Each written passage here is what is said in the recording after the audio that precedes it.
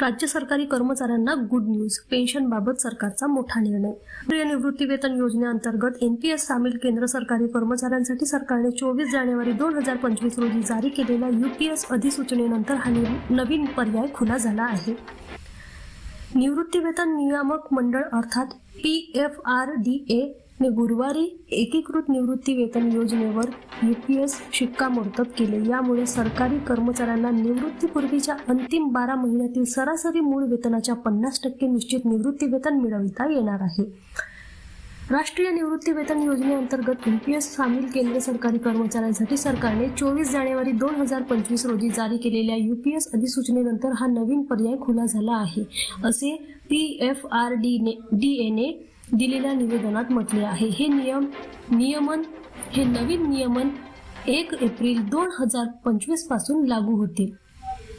केंद्र सरकारी कर्मचाऱ्यांच्या या सर्व श्रेणीसाठी नोंदणी आणि दाव्याचे अर्ज 1 एप्रिल 2025 पासून प्रोटीन CRA http://npscra.nsdl.com.in च्या संकेतस्थळावर ऑनलाईन उपलब्ध असतील. कर्मचाऱ्यांना अर्ज प्रत्यक्ष स्वरूपात सादर करण्याचा पर्याय देखील उपलब्ध करून देण्यात आला आहे.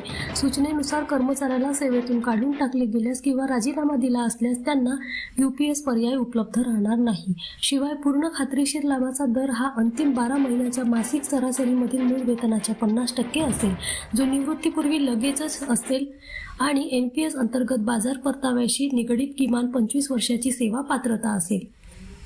या अधिसूचनेमुळे 23 लाख सरकारी कर्मचाऱ्यांना 1 जानेवारी 2004 पासून लागू झालेल्या यूपीएस आणि एनपीएस यापैकी एकाची निवड करण्याचा पर्याय उपलब्ध होईल. पंतप्रधान मोदी यांच्या अध्यक्षतेखाली 24 ऑगस्ट 2024 रोजी केंद्रीय मंत्रिमंडळाने यूपीएसला मंजुरी दिली. जानेवारी 2004 पूर्वी लागू असलेल्या जुन्या निवृत्ती वेतन योजनेअंतर्गत कर्मचाऱ्यांना त्यांच्या शेवटच्या वर्षातील मूळ वेतनाच्या 50% रक्कम निवृत्ती वेतन म्हणून मिळत असे.